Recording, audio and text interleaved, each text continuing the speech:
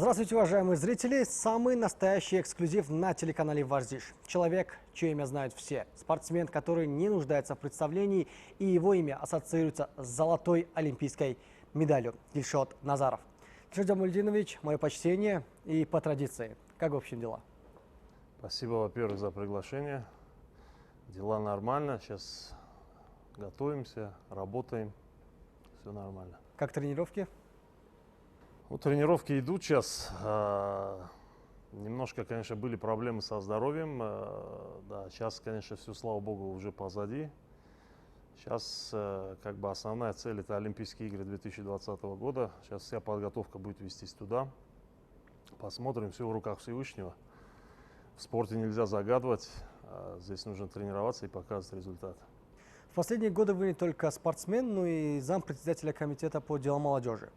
И будучи, работая в двух сферах, и как спортсмен, и как чиновник, не слишком сложно? Вас это не перегружает? Нет, не перезагружает. Во-первых, конечно, это благодаря все нашему президенту страны, который оказал мне такую услугу, такую честь, назначив меня в 2014 году зампредседателем комитета по делам молодежи и спорта. Ну и, конечно, председателю комитета по делам молодежи и спорта Ахтаму Абдуллозуда, который, конечно, дает, можно сказать, мне тренироваться.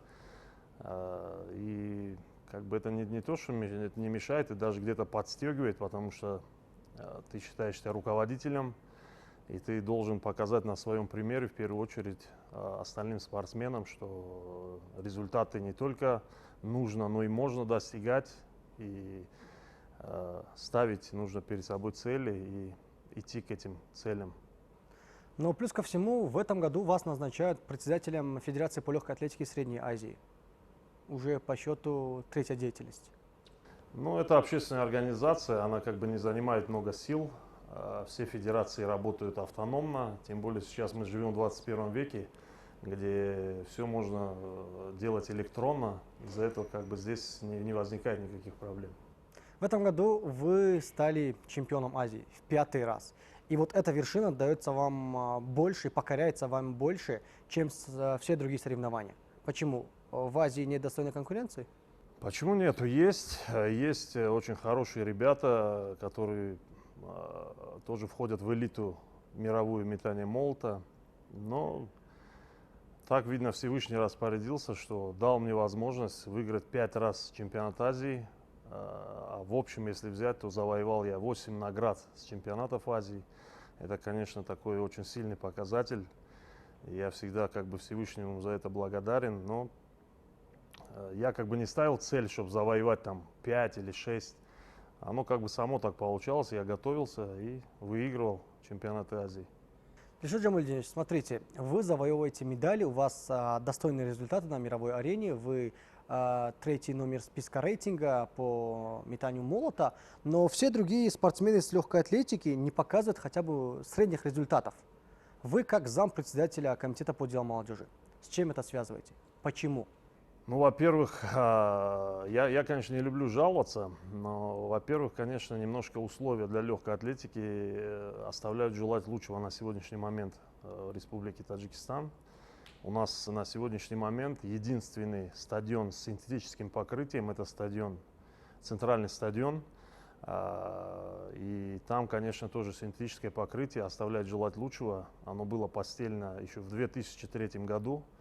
Вот вы посчитайте, сколько лет уже прошло, 16 лет, да, и, конечно, уже качество синтетического покрытия уже, конечно, не то, на котором можно показывать достойные результаты. Но ребята тренируются, и я даже здесь хочу вам возразить, что ребята, можно сказать, входят в элиту центральноазиатской легкой атлетики, и вот в этом году на прошедшем чемпионате Азии ребята тоже показали неплохие, достойные результаты уже на азиатском уровне. Ну, тут у меня есть список людей, которые входят в Федерацию легкой атлетики, и вот среди них самые достойные результаты показала Кристина Пронженко. На чемпионате Азии 6-е место. Это заметные результаты? Ну, вы сами посчитайте, если на чемпионате Азии участвует 45 государств, и Кристина Пронженко 6-я. Это уже о чем-то говорит. И она участница Олимпийских игр. Да, и она участница Олимпийских игр. Хочется отметить, конечно, и Гульсумби Шарифову, которая вот сейчас неплохо показала на международных турнирах результаты. Немножко, конечно, девочке не хватает до олимпийского норматива, но еще есть время. И мы как бы возлагаем надежды на эту спортсменку, что она выполнит, конечно, олимпийский норматив. Это было бы, конечно, большим плюсом для развития легкой атлетики в стране. Вы в курсе, что Гульсумби Шарифова, она футболистка? Я в курсе, она занималась и футболом, но сейчас, конечно, я как один из руководителей спорта и руководитель легкой атлетики, конечно, я ее вижу уже в легкой атлетике очень часто. Она очень много сил отдает именно тренировкам в легкой атлетике. И в этом году почти на всех турнирах, которые были у нас запланированы в календаре, она везде участвовала. И вот в ближайшем будущем, буквально через месяц уже, она будет участницей чемпионата мира по легкой атлетике, который будет проходить в Дохе, в Катаре. А среди парней кого можете выделить? Среди мужчин, конечно, можно выделить Алишера Пулатова, Григория Дерипаскина, который показывает неплохие результаты. И есть еще несколько человек, молодых ребят, которые, конечно, мы рассчитываем на них в перспективе. Конечно, это не 2020, а уже, наверное, мы будем на них рассчитывать в 2024 году. Из этого работа идет постепенно. Спорт требует времени. Не только финансовых вложений, не только условий, но и времени, чтобы спортсмен окреп как человек вообще, как вот мужчина, он должен окрепнуть. И потом, конечно, будет показывать достойный результат. А сколько времени требуется У всех видов по-разному. Про меня тоже когда-то говорили, что уже пора завязывать, но в 34 года я завоевал олимпийское золото. Про Олимпиаду мы поговорим чуть позже. Сейчас продолжим тему относительно тех спортсменов, которые будут представлять Таджикистан на международной арене с Федерацией по легкой атлетике. Кого из вышеперечисленных вы считаете достойными кандидатами на попадание в Олимпийские игры Токио 2020? Но если брать по результатам, скорее всего, сейчас, конечно, ближе всего это Гульсумби Шарифова. Она как бы, она не то что достойна, она может выполнить олимпийский норматив. У ребят тоже есть неплохой шанс, но я говорю, в спорте никогда никто не загадывает. Это все как бы покажет. У борцов показывает ковер, у боксеров это ринг, у нас показывает дорожка, по которой бегут, или сектор, в котором метают. Из-за этого я тоже не любитель загадывать на будущее, потому что вот даже в 2016 году перед Олимпиадой у меня тоже был неплохой результат. Я в рейтинге шел одним из лидеров в мире. И когда меня журналисты спрашивали, будет ли медаль, я говорил, ребята, это спорт, здесь сейчас я ничего не могу вам ответить, все будет видно там. Сколько квот желает получить Федерация по легкой атлетике? Квоту нам всего лишь одну даются, женскую квоту. Посмотрим. Мы рассчитываем не то, что завоевать квоту, мы рассчитываем завоевать лицензию. Если, конечно, не получится с лицензией, конечно, мы уже будем запрашивать в Международной Федерации. Давайте откровенно. Кроме вас, из легкой атлетики, почти никто напрямую не квалифицируется на Олимпийские игры. Никогда не квалифицировался, если никогда в легкой атлетике, кроме меня, конечно, никогда не было людей, которые выполняли квалификационный норматив. Но вот я еще раз повторюсь, что вот сейчас, на данный момент, вот Гульсумби Шарифова, она очень близка к выполнению олимпийского норматива, и как бы мы сейчас вот на нее надежду возлагаем. То, что она очень близка, этого достаточно? Конечно, недостаточно. Достаточно будет тогда, когда она выполнит олимпийский норматив. Что нужно сделать, чтобы она выполнила? Нужно тренироваться. А что нужно для тренировки? Желание? Во-первых, цель нужна. Во-первых, цель, потому что если ты не ставишь перед собой цель, очень сложно идти к чему-то, к тому, что ты не знаешь. Когда у тебя есть цель, ты будешь идти к ней, и мне кажется, это все реально завоевать и не только лицензию, но и медаль на Олимпийских играх. Хорошо, давайте теперь оставим других представителей, а непосредственно перейдем к вам. Впервые вы приняли участие в Олимпийских играх 2004 года в Афинах. И многие наверняка не знают, это очень интересно, но вы не сделали ни одной удачной попытки. Расскажите про эти соревнования. На тот момент, конечно, да, я как бы основной задачей у меня было выполнение олимпийского норматива. Я свою задачу тогда выполнил и имел как бы неплохой результат для попадания в финал уже тогда, в 2004 году. Ну, конечно, во-первых, я был молодой, неопытный спортсмен. Во-вторых, конечно, это была моя первая Олимпиада. Кто со спортом связан, он поймет, что это все равно где-то страх какой-то. Да, немножко не пошло, не получилось, но это был огромным опытом, огромным, как бы сказать, уроком для меня. Последующие вот и чемпионаты мира, и Олимпийские игры. Сильно волновались? Перед Конечно, каждой попыткой? ну, конечно, это первые Олимпийские игры. Вы спросите и других спортсменов, которые первый раз участвовали на Олимпийских играх. Я всегда даже вот своим молодым ребятам там, и ученикам своим, я всегда говорю, что Олимпиада это такой старт, это не чемпионат мира, это не азиатские игры, это не чемпионат Азии, это Олимпийские игры, это что-то такое сверхъестественное, потому что там на самом деле должно все сложиться, чтобы ты завоевал медаль. Вас не критиковали за выступление? Нет, меня не критиковали, потому что, я говорю, задача ставилась выполнение олимпийского норматива. Я со своей задачей справился и как бы ехал, можно сказать, как бы получить опыт. Итак, следующая Олимпиада. Пекин, Китай. 2008 год. Таджикистан впервые в своей истории завоевывает олимпийскую медаль. Но не вы. Чего вам не хватило тогда для достижения заветной цели? Ну, тоже, наверное, где-то опыта, потому что, наверное, я такую немножко, она не то, что тайна. Я с 2009 года только начал, уже вошел в элиту и стал выступать очень, очень много. И, конечно, тогда вот у меня стал появляться опыт. Опыт большой, потому что я уже почти на всех соревнованиях, где я выступал, на крупных, имею в виду, чемпионаты мира, Олимпийские игры, я всегда попадал в финал. В нашем виде спорта попасть в финал, это, ну, если, так сказать, не скромность, то это очень большое достижение. Потому что это сейчас у нас только 32 лучших метателя в мире попадают на Олимпийские игры. Раньше попадали те люди, которые выполняли норматив, а это было человек 50. Вот взять Пекин, нас там участвовало где-то около 40 или 46 человек. Ну вот посмотрите, из 46 грубо человек я стал 11-м. Как бы на тот момент я считал это очень неплохим результатом. И это дало тот толчок мне, что я как бы как финалист Олимпийских игр, у меня сразу появился менеджер, который находил мне уже на следующий год. Вот как я до этого сказал, с 2009 года я стал уже ездить по крупным международным турнирам, такие как Гран-при, там бриллиантовые лиги у нас есть в легкой атлетике. И как бы вот из этого, как бы вот, когда ты попадаешь в финал на Олимпийских играх в легкой атлетике, это очень дорого стоит, я скажу. Давайте сделаем небольшой анализ.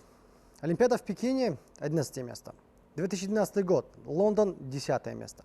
Чемпионат мира в Москве 2013 – 5 место. И Олимпийские игры в Рио – 1 место. Вам не кажется, что можно провести параллель между вашей карьерой и вином? Чем старше, тем лучше. Может быть, может быть. Я еще раз повторюсь, что опыт все равно приходит с возрастом.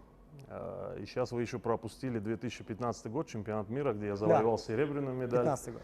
Да, конечно, в Лондоне, я был уже готов в Лондоне, если честно, как бы, ну, близкие люди ко мне, они знают это, что я был очень сильно готов, уже я готов был завоевывать медаль на Олимпийских играх в Лондоне, но буквально за 2 месяца я очень сильно травмировал плечо, и я просто поехал туда с травмой, потому что у меня был уже норматив. Я поехал просто как бы поучаствовать, еще раз, повторюсь, набраться какого-то опыта. Конечно, было очень сильно обидно, потому что я на самом деле был в том сезоне, я был очень сильно готов. Я сам понимал, что я могу бороться за медали, но тут такая нелепая как бы травма. Мы не застрахованы, ни один спортсмен не застрахован от травм, но то, что было, то было. Если вы были уверены, что с травмой вы не сможете получить медаль, зачем поехали? Только для опыта? Конечно, во-первых, опыт и участие в Олимпийских играх очень дорого стоит. Я тем более туда поехал не как просто турист по квоте какой-то. Я завоевал это право участия в Олимпийских играх трудом и потом. Из-за этого как бы я мог отказаться, но я все равно где-то в душе надеялся, что может быть в день соревнований меня отпустит эта травма. Я не открою небольшой секрет. Те люди, которые были со мной там, они это могут подтвердить себе, что буквально за 2 дня до квалификации мне сделали небольшую там мини-операцию, выкачали жидкость у меня с плеча.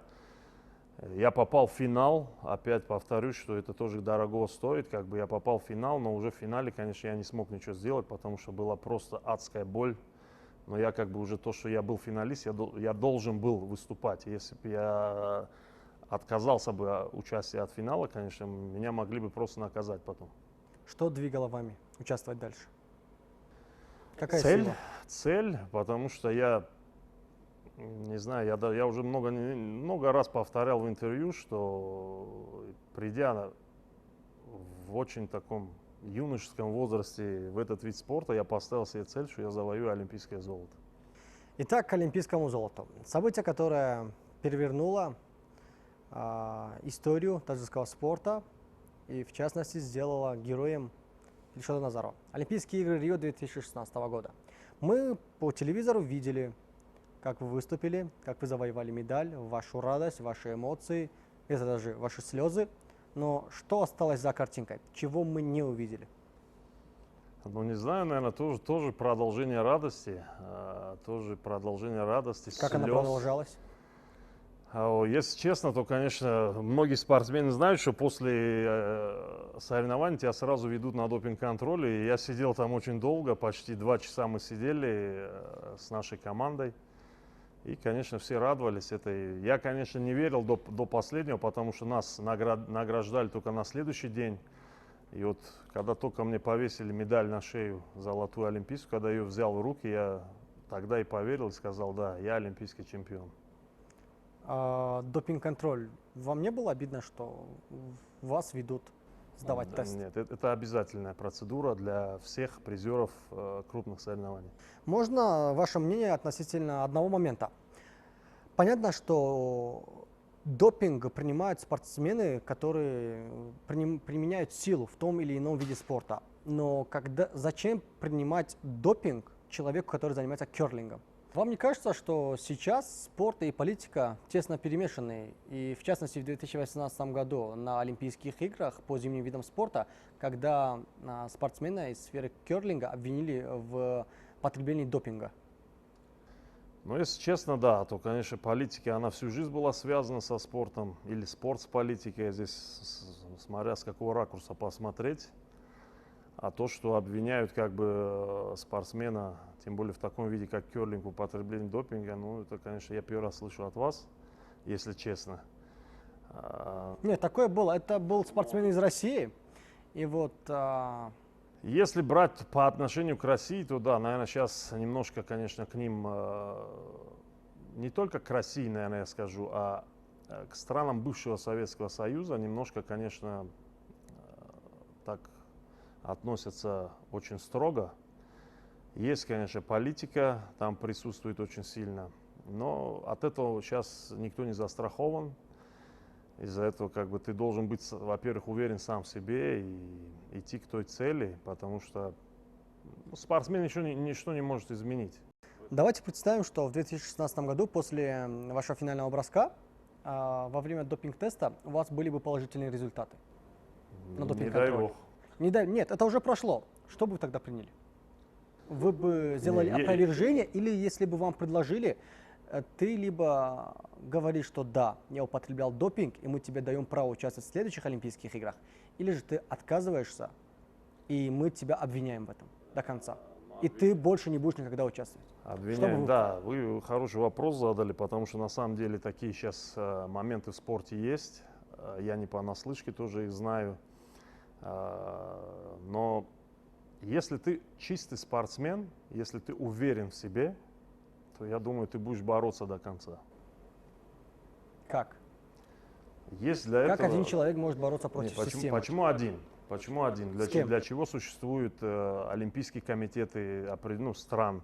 Для чего существует министерство спорта? Они, конечно, в этом должны всегда помогать.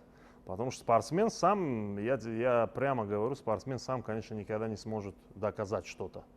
Но когда подключаются государственные структуры, всегда можно доказать. Есть суды, которые рассматривают эти вопросы.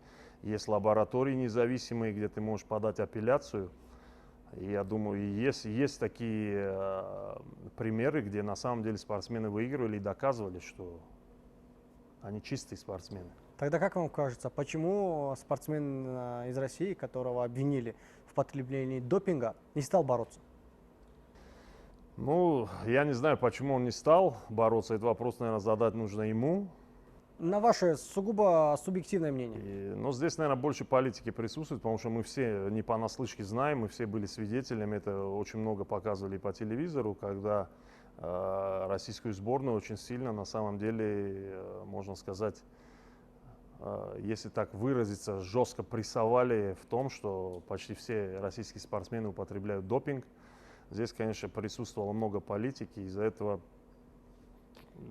очень сложный вопрос, ответить, почему он не боролся. Как после этого спортсмену не сломаться?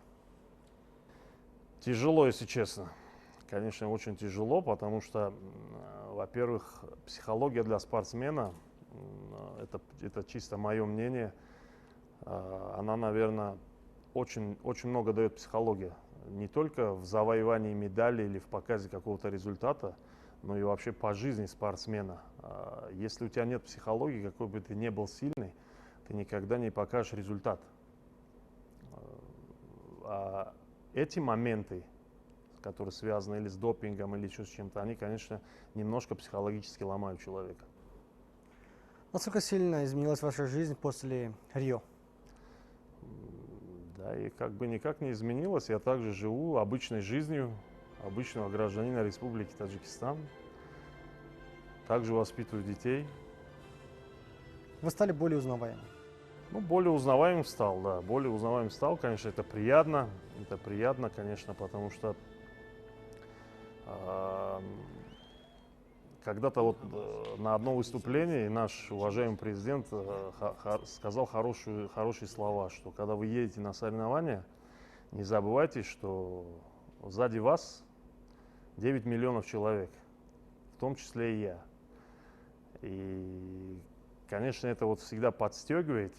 И если вы помните, когда я приехал, я сразу сказал, что это медаль, это не моя медаль. Это медаль всех. Это медаль, да, это медаль всех таджикистанцев, потому что на самом деле это первая золотая медаль в независимом Таджикистане. И мне, конечно, было приятно, что я ее завоевал. И я чувствовал, я и до этого в интервью говорил, что после квалификации, когда я попал в финал, очень много мне дало именно в завоевании вот этой олимпийской медали, наверное, вот пожелание вот всех таджикистанцев, как они сильно болели, я это чувствовал даже оттуда, за тысячи километров.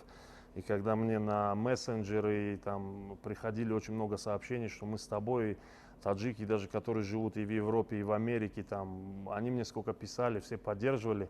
Это дало, конечно, определенный такой, можно сказать, импульс, да, в завоевании медали, потому что я просто сам себе сказал, для чего сегодня ты должен это сделать, потому что на самом деле на тот момент это был очень большой шанс, и я был очень сильно, опять повторюсь, готов психологически, а это самое важное, наверное, вот в спорте. Вам нравится внимание общественности? Ну, как сказать, нравится или не нравится. Здесь, конечно, это приятно, я еще раз повторюсь, это приятно, но, конечно, когда иногда ты идешь куда-то с семьей, и вот это где-то немножко, конечно, тоже отвлекает. Но это, я всегда говорю, это обратная сторона медали. Если ты хочешь,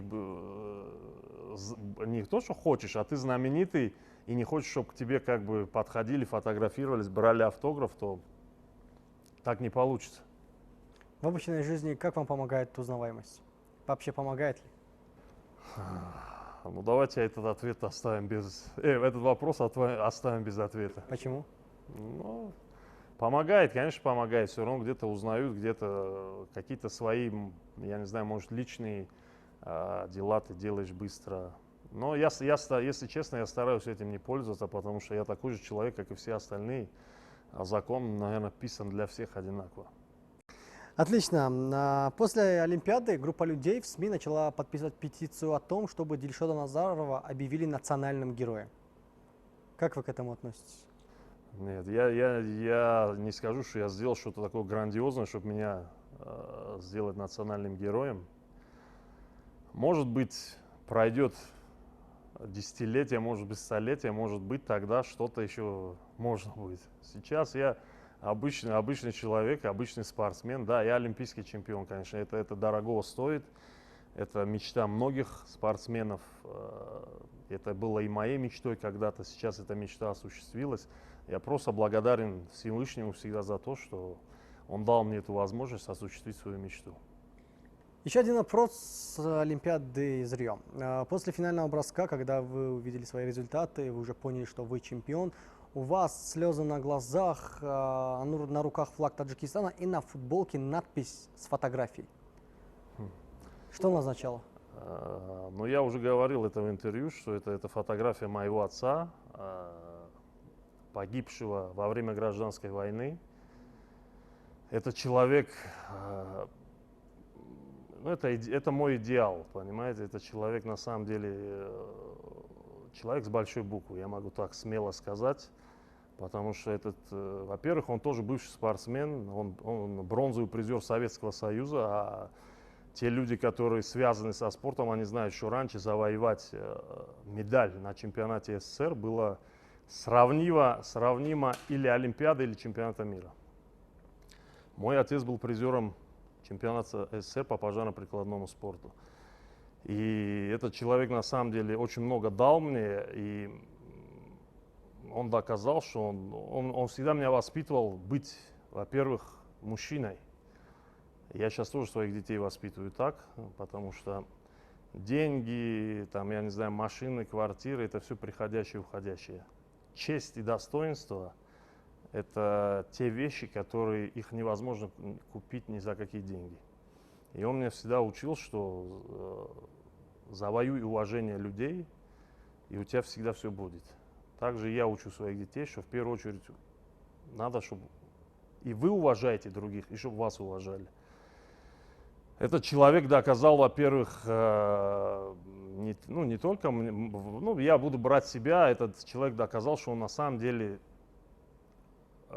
тот человек, так как он меня воспитывал, он на самом деле оказался мужчиной, когда он прикрыл собой очень много ребят, молодых солдат, которые остались живы, которые сейчас живут, воспитывают детей, но он погиб, мой отец. Давайте тогда затронем тот период. Вы сын гражданской войны, бушевавший в Таджикистане в конце 20 века. Как вы тогда вообще тренировались? Расскажите про условия своих тренировок. Очень было сложное время, конечно. Очень сложное время было. Это как бы здесь нету никаких секретов. Это знают все люди, которые жили в тот период. Сейчас, конечно, та молодежь, которая сейчас уже, которым сегодня по 19-20 лет, они даже и не помнят, что это такое вообще. Было сложно. Я в тот момент жил в районе Заравшона и почти каждый день после школы ходил пешком в институт физкультуры. Это от моего дома ровно 7 километров. Я почему знаю, потому что я даже замерял эту дистанцию. И вот ходил во время войны пешком с Заравшона в институт физкультуры, тренировался и шел обратно пешком домой. Сейчас, глядя назад, я не знаю, я бы, наверное, это не сделал сейчас. Но на тот момент я не знаю, что двигало мной, что я себе позволял идти. На самом деле было очень опасно. Очень опасно. Я даже иногда задаю своей матери вопрос, говорю, как ты меня отпускала вот в то время, это на самом деле стреляли и убивали. Это было вот в 93-м году я начал тренироваться, это как раз самый разгар войны. Она тоже не может ответить. Я, говорю, не знаю, почему я тебя отпускала. Видно, еще мы жили все равно тем спокойным временем Советского Союза, что как бы мы не боялись, что что-то случится. Мы просто делали свою работу, люди шли на работу, и, ну, я там ходил на тренировку. Но было сложно, конечно, было сложно, но, слава богу, это все позади. За любым успешным человеком стоит кто-либо еще. Кого вы можете ответить? Ну, я всегда говорил, за мной, наверное, стоят женщины. Это, во-первых, моя мама и моя супруга. Конечно, это те люди, которые на самом деле очень много мне помогали, они видели, были, это на словах легко, ты раз, и ты олимпийский чемпион, а сколько до этого было как бы и тяжелых моментов, и очень много сложного было в жизни, и как бы вот эти два человека, они, конечно, помогли мне достичь тех целей, которые я ставил, конечно, перед собой. Про период вашего становления. Нам рассказали, что вы вроде были записаны в одном цеху алюминиевого завода, но не Да. работали. Да, да, на тот момент были, конечно, люди, я им до сегодняшнего момента сильно очень благодарен, которые на самом деле помогли мне, вот как бы записали меня в цех на алюминиевый завод, где на тот момент, конечно, мне платили какие-то деньги, на что, конечно, я жил, существовал. У меня уже тогда была семья, я был как бы, мне было 20 лет, и я уже женился. У меня родился первый ребенок, конечно, было очень сложно, но вот благодаря людям, которые на тот момент мне помогли, и как бы я вот, можно сказать, продолжал тренироваться. И я опять повторюсь, что я до сих пор очень сильно благодарен этим людям. Какие планы в ближайшее время? За какими спортивными событиями нам следить, чтобы увидеть Ильшата Назарова в деле? Ну, в этом году у нас вот через месяц, как я говорил, чемпионат мира, но как я уже тоже повторюсь, немножко в этом году подвело у меня здоровье. Скорее всего, может быть, я буду пропускать этот чемпионат мира, может быть, поеду, я еще не решил. Я заработал норматив для участия на чемпионате мира, выиграв чемпионат Азии в этом году. Посмотрим, как сложится, еще есть время, как бы, грубо говоря, месяц. Посмотрим, как будет. Надеюсь, что все будет хорошо. Ну, конечно, основная задача – это Олимпийские игры 2020 года. Норматив мы имеем право выполнить до июня месяца 2020 года. Еще есть время. Конечно, охота выполнить норматив и стать участником пятых Олимпийских игр, конечно, это будет дорого стоить. Но я всегда говорю, все в руках Всевышнего. Если все будет нормально, то будет все хорошо. Вы уже оставили свой след в истории мирового спорта, и естественным образом сейчас нужно, чтобы вы передали свой опыт другому поколению. Но мы только знаем про всего одного вашего ученика. Сколько всего у вас учеников? И сколько сподвижников школы Ильшата Назарова? На данный момент, конечно, метанием молота, вот лично у меня занимаются где-то около 6 человек, в том числе 2 девочки. Очень молодые ребята, они еще очень молодые, перспективные, потому что наш вид спорта, он немножко такой поздноватый. Ты где-то, становление твое, как метателя молота, где-то начинается с годов 26-27. Ребята очень молодые, сейчас самому старшему там около 22-23 только лет. Посмотрим, это я говорю, я никогда не загадываю. Ребята тренируются, у ребят есть мечта, самое главное, у ребят есть цель. Тем более, когда я выиграл Олимпийские игры, они все мне там стали говорить, что все, мы тоже будем олимпийскими чемпионами. Я только это как бы вижу то, что как бы есть цель у ребят, а это уже хорошо. Силу, остальное это все можно натренировать, но психологию натренировать очень тяжело. Ильшат Джамальдинович, давайте мы сейчас оставим немножко, да, спорт и вашу карьеру. Зададим несколько общих вопросов. Почему вы так редко соглашаетесь на интервью? Очень мало. Ну, если честно, Нет, даете интервью двухминутное. Вот такого общего никогда у вас не было почти. Ну, если честно, как бы я не люблю давать интервью, не знаю почему. Почему? Я уважаю прессу, здесь ничего против прессы нету. Я уважаю прессу, потому что я понимаю, что это на самом деле тоже очень сложная работа, быть и журналистом, и оператором, но не знаю, как бы меня всегда немножко смущает вот эта вот камера, не знаю почему, не могу привыкнуть к этому. Хорошо же общаемся. Хорошо общаемся, конечно, но не знаю, не люблю давать интервью, и все. Хорошо, каким вы видите свое завершение карьеры? Конечно. Летающий молот на 85. Не, здесь На сейчас вообще не про результат можно говорить. Конечно, каждый спортсмен мечтает очень красиво уйти из спорта. И как бы и я тоже как бы мечтаю об этом, потому что любой солдат хочет стать генералом, любой спортсмен хочет стать олимпийским чемпионом. Я, слава богу, уже олимпийский чемпион, но хочется тоже красиво, конечно, уйти со спорта. Но, наверное, если как бы все сложится хорошо, если все Всевышний мне даст выполнить олимпийский норматив на Токио 2020, цели я пока туда никаких не ставлю, никаких там медалей завоевывать, ничего. Просто у меня сейчас основная цель завоевать лицензию для участия на Олимпийских играх. Если я ее завоюю, то для меня это будет огромное как бы счастье. Ну и после Олимпийских игр, конечно, уйти со спорта. Мы более чем уверены, что вы обязательно сможете достичь всего, что вы хотите, потому что вы уже показали максимальный результат. Это золото Олимпийских игр. Мы же вам желаем удачи, мы вас благодарим за отличную теплую беседу. Уважаемые телезрители, а на этом наша очередная передача подходит к концу. С нами был Дильшод Назаров. Невероятный эксклюзив, потому что ранее он никогда не давал таких расширенных интервью. Мы же будем продолжать искать интересных личностей, но кто еще может быть интереснее, чем Дильшод Назаров. До скорых встреч.